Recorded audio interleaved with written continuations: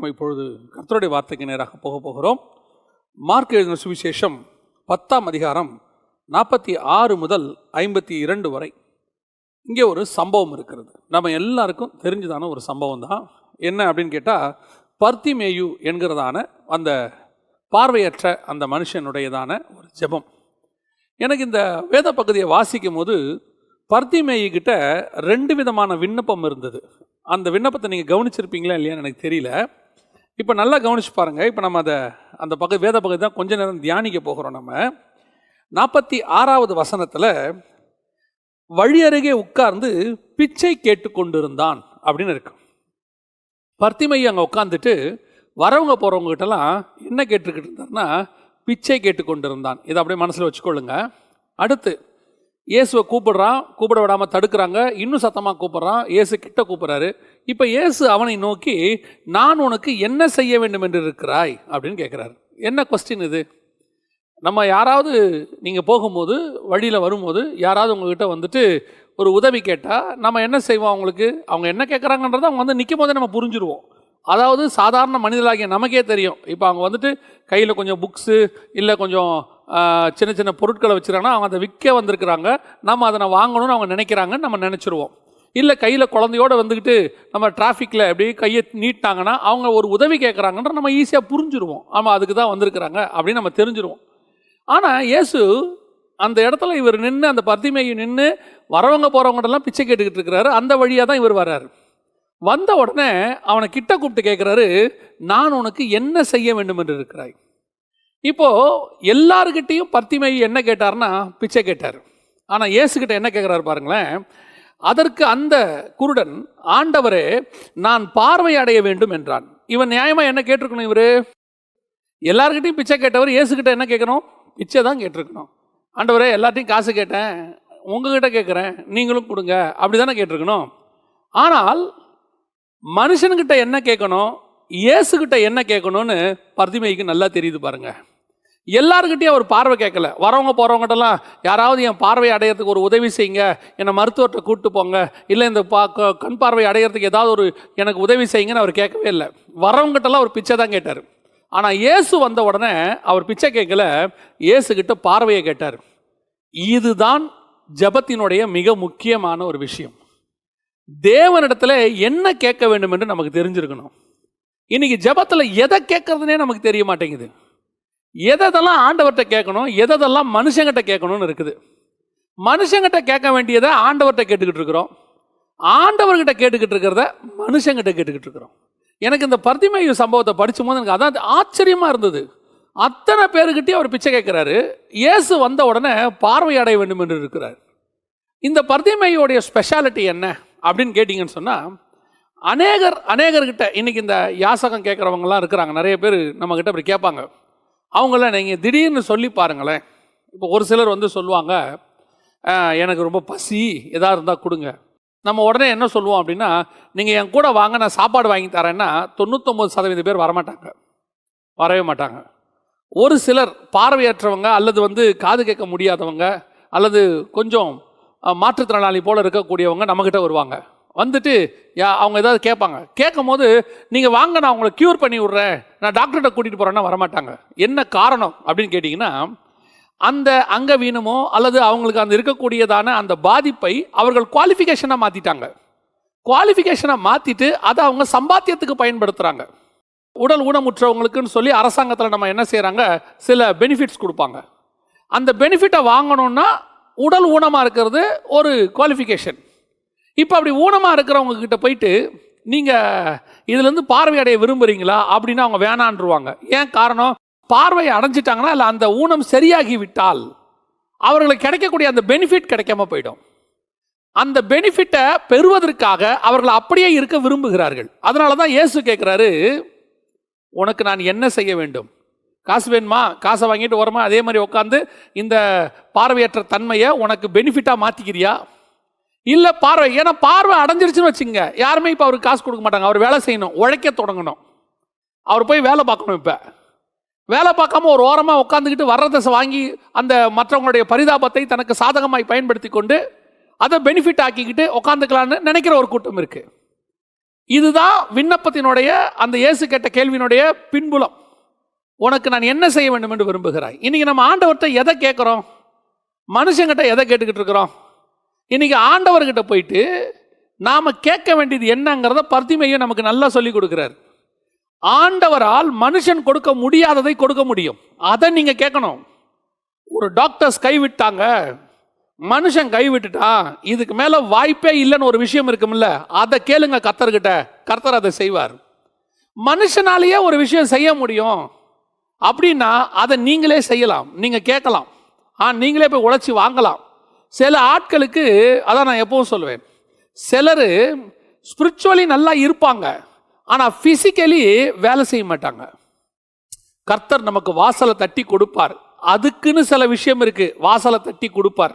இப்போ உதாரணமாக நீங்கள் நல்ல ஊழியம் பண்ணுறீங்க, அந்த ஊழியத்தில் உங்களுக்கு சந்திக்கக்கூடிய அளவுக்கு ஜனங்கள் இல்லை, நீங்கள் கஷ்டப்படுறீங்க.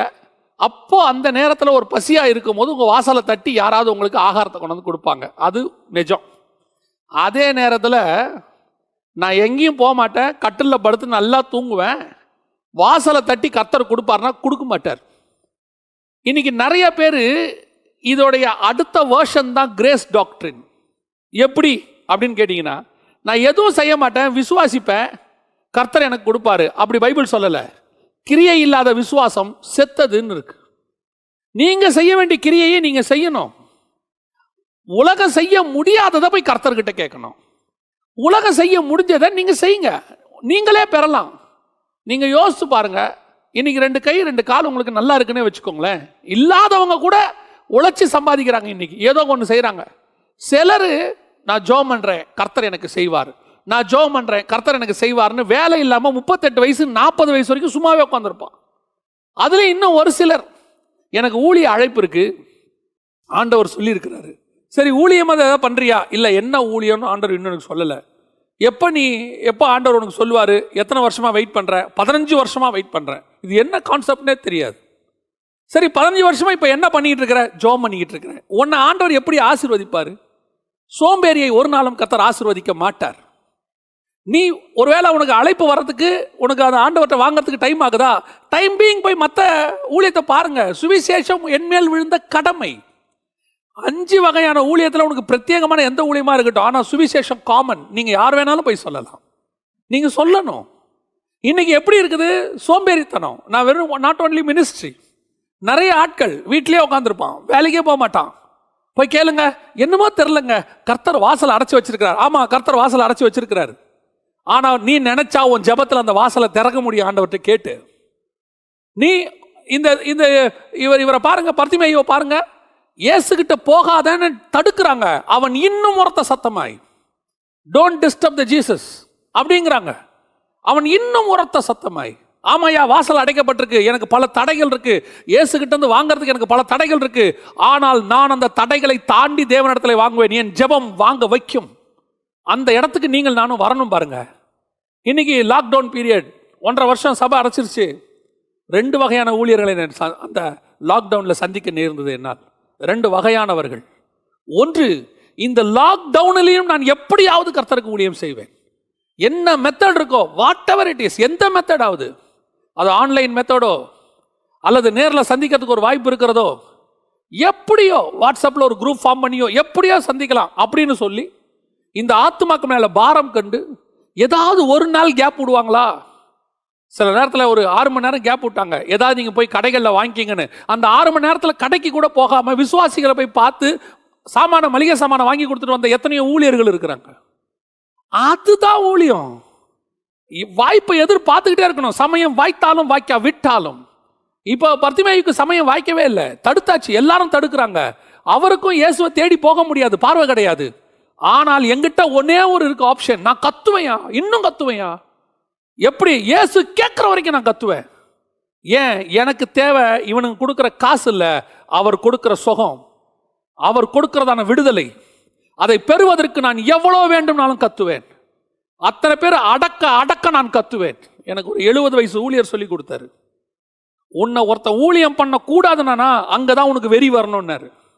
உன் ஊழியத்தை ஒருத்தன் நிறுத்துவேனா உனக்கு அங்கதான் வெறி வரணும். நீ நிறுத்துறா, நான் செய்யறனா இல்லையான்னு பாரு, அந்த வெறி வரணும்னாரு. அந்த ஊழியக்காரர் சொன்னார், என்னை எவனாவது ஊழியம் செய்யக்கூடாதுன்னு சொன்னானா அவன் முகத்துக்கு நேராக சொல்லுவேன், இனிமேட்டு தான் நான் நல்லா செய்வேன்னு சொல்லுவேன். ஏன்? அந்த தடை என்னை இன்னும் அதிகமாய் தேவனிடத்தில் உருவாக்கும். சில ஊழியர்கள் லாக்டவுனில் தங்கள் ஜீவனை பணையம் வைத்து ஊழியம் செஞ்சவங்களாம் இருக்கிறாங்க. அதே நேரத்தில் ஒரு சில கூட்டம்லாம் இருக்கு, நல்லா ஹாயாக படுத்துக்கிட்டு நாங்கள் என்ன பண்ண முடியும், சர்ச்சை மூடியாச்சு, ஜனங்களை பார்க்க முடியாது, நாங்கள் என்ன செய்ய முடியும், சபை என்னைக்காவது திறக்கும். 6 மாதம் சபை திறக்கல பாருங்க, மார்ச்லேருந்து செப்டம்பர் வரைக்கும் 6 மாதமும் விசுவாசிகளை சந்திக்காத ஒரு கூட்டம் இருக்கு. 6 மாதமும் இப்படி சில ஆட்கள் இருக்கிறாங்க. நான் ஒரு ஊழியருக்கு ஃபோன் பண்ணேன், நான் திடீர்னு அவர் ஞாபகம் வந்துச்சு, ஃபோன் பண்ணேன். ஏன்னா அவர் என்ன நிலைமையில் இருக்கிறாரு தெரியலையே, அவர் கிராமத்தில் ஊழியம் பண்ணுறவர். கேட்டேன், பாஸ்டர் என்ன நிலைமையில் இருக்கீங்க, எப்படி இருக்காங்க அப்படின்னு விசாரிச்சபோது அவர் சொன்னார், நான் எங்கள் மாமனார் வீட்டுக்கு அப்பயே வந்துட்டேன். மாமனார் வீட்டுக்கு போயிட்டீங்களா? அப்போ இங்கே உங்கள் ஆத்துமாக்கள்லாம் இங்கே இருந்துச்சே, ஆனால் யாரையும் பார்க்க முடியாதுல்லண்ணே, அதனால் யாரையும் பேசவும் முடியாது, அதனால் நான் ஒரு 4-5 மாதமாக இங்கே தான் இருக்கேன். எப்படி முடியும், எப்படி முடியும்? ஐயோ, அந்த அந்த அந்த ஏரியாவில் என் ஆத்துமாக்களை நான் போய் சந்திக்காமல் எப்படி இருப்பேன்? ஏதாவது சான்ஸ் கிடைக்குமா? ஒரு வாட்ஸ்அப்பில் டெய்லி பேசி அப்படி செஞ்சவங்க இருக்காங்க. தடுக்க தடுக்க தடை வர வர இன்னும் அதிகமாக அவர்களுக்கு அந்த மனசுக்குள்ள ஒரு வெறி வந்துச்சு, எப்படியாவது ஆத்துமாக்களை சந்திக்கணும். இப்படிப்பட்டதான ஜெபம் தான் உனக்கு பதிலை கொண்டு வரும். பர்திமை எப்படி பதில் வாங்குறாரு பாருங்க. நீங்க என்ன கேட்குறீங்கன்னு இருக்கு, எப்படி கேட்குறீங்கன்னு இருக்கு. அதான் பிரேயர். நீங்க எல்லார்ட்டையும் கேட்கறத ஆண்டவர்கிட்ட கேட்கக்கூடாது. எனக்கு தெரியும் பர்திமைக்கு இவங்களால என்ன கொடுக்க முடியும், அவரால் என்ன கொடுக்க முடியும். அதுதான் அந்த நம்மளுடைய பிரேயர் ஜெபத்தினுடைய நம்ம புரிஞ்சு ஜெபம் பண்ணுங்கிறது அங்கே தான் இருக்கு. ஏங்க, வியாபாரத்தில் எனக்கு 10 லட்ச ரூபா தேவை அப்படின்னா ஆண்டவர்கிட்ட போயிட்டு எனக்கு யாராவது 10 லட்ச ரூபாயோடு கூட அனுப்புங்க ஆண்டவரை. வந்திருக்காங்களா? பார்த்தீங்களா? 10 லட்ச ரூபாய் யாராவது வந்தாங்களா? சில நேரத்தில் தேவன் சொல்லுவார் சில விஷயத்தை, இதை செய்யின்னு. அதுக்கு 10 லட்ச ரூபா தேவைப்படுதுன்னு வச்சுங்க, அதோட ஒரு ஆள் வந்து நிற்பார், கதவை தட்டுவார். அதே நேரத்தில் நான் எப்படியாவது இந்த வீடை கட்டுறதுக்கு இது தேவை வராது. சொல்லுவாங்க, நானும் எவ்வளோ ஜெபம் பண்ணி பார்த்துட்டேன். ஏன் நீ மனுஷங்கிட்ட கேட்க வர்றத கர்த்தர்கிட்ட? அப்போனா மனுஷங்கிட்ட போய் காசு கேட்கலாமா? நான் அதை சொல்லலை. அவங்ககிட்ட நம்ம என்ன கேட்கணுமோ அந்த அளவில் நிறுத்திக்கணும், தேவன்கிட்ட என்ன கேட்கணுமோ அந்த அளவுக்கு போகணும். அதுதான் பர்திமைகிட்ட இருந்த பெரிய ப்ளஸ் பாயிண்ட். எனக்கு கடைசியாக இந்த பர்திமைகிட்ட இருந்த ஒரு நல்ல விஷயத்தை நான் பார்த்தேன். ஆண்டவர் பர்திமையை பார்த்து சொல்கிறாரு, நான் பார்வையடைய வேண்டும் என்றான். இயேசு அவனை நோக்கி, நீ போகலாம், உன் விசுவாசம் உன்னை ரட்சித்தது, நீ போன்ட்டாரு. ஆனால் வசனம் சொல்லுது, வழியிலே இயேசுவுக்கு பின் சென்றான். ஆண்டவர் சொல்றார் பர்திமையை பார்த்து, நீ போ, உனக்கு சுகம் கிடைச்சிருச்சு, நீ போலாங்கிறார். அவன் சொல்றான், ஆண்டவரே எனக்கு கண் இல்லாத போது நான் உட்காந்து பிச்சை கேட்கறதுக்காக தான் போனேன், இப்போ எனக்கு கண்ணு வந்துருச்சு, இனிமேட்டு நான் பிச்சை எடுக்க போக மாட்டேன், ஏன் உங்க பின்னாடி வரேன். இனிமேட்டு கண்ணு வந்த பிறகு நான் அங்கே போய் உட்காரல, எனக்கு வேலையே இல்லை ஆண்டவர், இனிமேட்டு நான் ஏன் அங்கே போனோம். நிறைய பேர் ஆண்டவர்கிட்ட பெனிஃபிட் வாங்கிட்டு திருப்பி பழைய இடத்துக்கே போயிடுவான். ஆண்டவர் கொடுக்குற ஆசீர்வாதத்தை வாங்கிட்டு திருப்பி பழைய நிலைமைக்கே போயிடுவாங்க. ஏன்? ஆண்டவர் ஆசீர்வதிச்சாரு, திருப்பி இல்லை. ஆண்டவர் ஒன்று ஆசீர்வதிக்கிறது எதுக்காக தெரியுமா? நீங்கள் போய் திருப்பி பழைய நிலைமையில் அதே இடத்துல திருப்பி ஆசீர்வாதமா, கண்ணு தெரியாமல் நான் ஒரு இடத்துல உட்காந்துருந்தேன், இப்போ கண்ணு தெரிஞ்சுக்கிட்டு உட்காந்துருக்கிறேன்னு பர்திமையை உட்கார போல. இப்போ பர்திமையை சொல்கிறாரு, எங்கே போக சொல்கிறீங்க ஆண்டவரே, உனக்கு பார்வை வந்துருச்சு, உன் விசுவாசம் உன்னை ரட்சித்தது, நீ போகலாம். அதெல்லாம் இல்லை, உங்கள் பின்னாடி வர, வாங்க போகலாம். ஏன்? இதுக்கு மேலே எனக்கு அங்கே என்ன வேலை? நீங்கள் தான் என்ன ஆசீர்வதிச்சிட்டீங்களே, என் கண்ணை திறந்துட்டீங்களே, இதுக்கு மேலே நான் உங்களை பின்பற்றதான் என்னுடைய வேலை. எனக்கு கிடைச்ச ஆசீர்வாதம் இனி உங்களுக்காக. இதுதான் பர்திமையுடைய ஸ்பெஷாலிட்டி. இன்னைக்கு நாம் அதை தான் செய்யணும். நாம் ஜெபத்தில் கேட்குறோமே, அந்த பெற்றுக்கொள்கிறோமே, எதற்காக? நமக்கு தேவன் கொடுப்பது எல்லாமே திருப்பி தேவனுக்கு கொடுப்பதற்கு. தேவன் நம்மை ஆசீர்வதிப்பது எதற்காக? அந்த ஆசீர்வாதத்தின் மூலமாக நான் இன்னும் தேவனை மகிமைப்படுத்துவதற்கு. ஆடுகளுக்கு பின்னால் அலைந்து கொண்டிருந்த எனக்கு கர்த்தர் இப்படிப்பட்ட காரியங்களை செய்தார்ன்ட்டு தாவீது தான் சவதரித்து வைத்த எல்லாவற்றையும் ஆலயத்துக்கு என்று கொடுத்தான். இதுதான் தாவீதுடைய ஸ்பெஷாலிட்டி. கர்த்தர் எனக்கு கொடுத்தாரியா, நான் அதை 10 மடங்கா வர்த்திக்க பண்ணேன். எதுக்காக? திருப்பி கர்த்தருக்கு கொடுப்பதற்கு. கர்த்தர் எனக்கு கொடுத்தாரு எதுக்கு? நான் என் குடும்பம், என் பேர பிள்ளைகள் நல்லா இருக்கிறதுக்கு இல்லை. கர்த்தர் எனக்கு கொடுத்தது எதுக்குன்னா, திருப்பி நான் அவருக்கு பின்னாடி போகிறதுக்கு, திருப்பி நான் போய் அங்கே உட்காரத்துக்கு இல்லை. இதுதான் அந்த ஜபத்தினுடைய பலன். இதை நம்ம காலை வேளையில் கற்றுக்கணும். ஆண்டவர்கிட்ட எவ்வளவு தடை வந்தாலும் நல்லா ஜெபம் பண்ணுங்க, கூடாதுன்னா இன்னும் ஜெபம் பண்ணுங்க. யாராவது தடுத்தா இன்னும் நல்லா ஜெபம் பண்ணுங்க. ஏன்? நீங்க கத்துற கத்து பரலோகத்தில் தேவனுடைய காதல விழுந்து எவன் தடுத்தாலும் கர்த்தர் வந்து நிற்கணும். என்னப்பா வேணும் உனக்குன்னு கேட்குற இடத்துக்கு வந்துடணும். கர்த்தர்கிட்ட கேட்கும் போது எதை கேட்கணும்னு பார்த்து கேட்கணும். மனுஷங்கிட்ட கேட்கறத கர்த்தர்கிட்ட கேட்கக்கூடாது. கடைசியாய் கர்த்தர் ஆசீர்வதிச்ச உடனே திருப்பி போய் அந்த ஆசீர்வாதத்தை கொண்டு போய் நீங்கள் வாழ்கிறதுக்கு பயன்படுத்துறதுக்கு இல்லை, கர்த்தரை மகிமைப்படுத்துறதுக்கு அதை பயன்படுத்தணும். இதுதான் ரொம்ப இம்பார்ட்டன்ட். இந்த பர்த்திமை விஷயம் மார்க்கு 10ஆம் அதிகாரம் 46 முதல் 52 வரை இந்த சம்பவங்கள் இருக்கு. நாம் இதை பேஸ் பண்ணி ஆண்டவர்கிட்ட இன்னைக்கு காலை வேளையில் ஜெபம் பண்ண போகிறோம். ஒருவேளை நீங்கள் மனுஷங்கிட்ட கேட்குறத கர்த்தர்கிட்ட கேட்டிருக்கலாம், கர்த்தர்கிட்ட கேட்குறத மனுஷங்கிட்ட கேட்டிருக்கலாம். இன்னைக்கு உட்காந்து கொஞ்சம் யோசிங்க. எதை கர்த்தர்கிட்ட கேட்கணும்னு பாருங்கள், எதை மனுஷங்கிட்ட கேட்கணும்னு பாருங்கள். மனுஷன் எல்லாம் கை விட்டுருப்பான், முடியாதும்பான். காட் இஸ் கிரேட், இதுக்கு மேலே ஆண்டவர் தான் செய்யணும்மா, அதை தான் கர்த்தர்கிட்ட கேட்கணும். நடக்கவே நடக்காதும்பான், கர்த்தர்கிட்ட கேளுங்க. எல்லாம் டோர் க்ளோஸும்பான், அதை கர்த்தர்கிட்ட கேளுங்க. உன் வாழ்க்கையில் இது முடிஞ்சிருச்சும்பாங்க, கர்த்தர்கிட்ட கேளுங்க. இதையோட இதெல்லாம் வாய்ப்பே இல்லைங்க, நேச்சுரலி இல்லைம்மா, சூப்பர் நேச்சுரலி எல்லாம் உண்டு. தண்ணி மேலே நடக்க முடியாதுன்னா நடக்க முடியும் கர்த்தர் நினைச்சா. அதே ஆண்டவர் இன்னைக்கும் ஜீவனோடு கூட இருக்கிறார், பதில் தருவதற்கு காத்திருக்கிறார். இன்னைக்கு உரத்த சத்தமாய் நம்ம கேட்க போறோம். தாவீதின் மைந்தனே, தாவீதின் குமாரனே இல்லை, நம்ம தேவ குமாரனேன்னு சொல்லி கேட்க போறோம். ஆண்டவரே, யாருக்கு கிடைச்சதோ இல்லையோ எனக்கு வேணும், என்னை ஆசீர்வதிங்க. என் கண்ணு துறக்காதும்பா, துறக்கும். இன்னைக்கு நம்ம அப்படி ஜெபம் பண்ணுவோமா? எல்லாம் கர்த்தரை நோக்கி ஆண்டவரை நோக்கி பார்க்க போகிறோம்.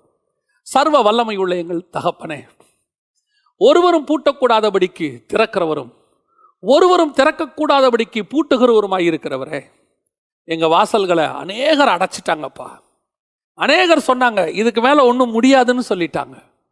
பல நேரங்களில் இந்த ஜெபிக்கிறவங்களுக்கு டாக்டர்ஸ் கைவிட்டவங்க இருப்பாங்க, சொந்தக்காரங்க கைவிட்டவங்க இருப்பாங்க. உன் நிலைமைக்கு நீ நடுத்தரில் நிற்ப, நான் பார்ப்பேன்னு கூட சொல்லியிருப்பாங்க. ஆண்டவரே, இன்னைக்கு நாங்கள் கேட்குறோம், எங்களுக்கு மனம் இறங்கும் ஆண்டவரே, எங்களுக்கு மனம் இறங்கும் ஆண்டவரே. ஆண்டவரே, நாங்கள் மனுஷன் கூடாதுன்னு கை விரிச்சு எங்களை நடுத்தரில் நிறுத்தின பிறகுதான்ப்பா இப்போ கேட்குறோம், மனம் இறங்கும். எங்களை ஆசீர்வதிக்க மனுஷனால முடியாதுப்பா, எங்களை ஆசீர்வதிக்க உலகத்தில் உள்ள பொருளால் முடியாது. எல்லாம் இருக்கு, ஆனால் சமாதானம் இல்லை, குடும்பத்தில் நிம்மதி இல்லை. நிறைய பேர் மனம் இறங்கும்னு கேட்டுக்கிட்டு இருக்கிறாங்கப்பா. இன்னைக்கு ஒரு மனம் இறங்கும் ஆண்டவரே, உங்களுக்கு பின்னாடி வர்றதுக்கு எங்களுக்கு ஒரு மனம் இறங்குங்க. மனுஷன் செய்யக்கூடாததை நீர் எங்களுக்கு செய்ய வல்லமை உள்ளவராக இருக்கிறீர். இந்த காலை வேளையில் அப்படி ஜெபிக்கிற ஒவ்வொரு சகோதரனுக்காயும் சகோதரிக்காயும் நான் ஜெபிக்கிறேன். கர்த்தர் நீர் அப்படி ஆசீர்வதிக்க போற தயவுக்காக ஸ்தோத்திரம். மனுஷன் கை விரிச்ச பிறகு, எல்லாரும் கை விரிச்சிட்ட பிறகு, அத்தனை பேரும் அடைக்கப்பட்டாச்சுன்னு சொல்ல பிறகு, எல்லாரும் முடிஞ்சிச்சுன்னு சொல்ல பிறகு, நீர் இன்னைக்கு திறக்க போறதுக்காக ஸ்தோத்திரம். இன்னைக்கு நீர் ஆசீர்வதிக்க போற தயவுக்காய் ஸ்தோத்திரம். இன்னைக்கு பதில் தர போற தயவுக்காக உமக்கு நன்றி. நீர் மாத்திரம் மகிமைப்படுவீராக. எங்கள் ஆண்டவர் இயேசுவின் நாமத்தில் ஒப்பு கொடுத்து ஜெபிக்கிறோம், எங்கள் ஜீவனுள்ள நல்ல பிதாவே, ஆமென்.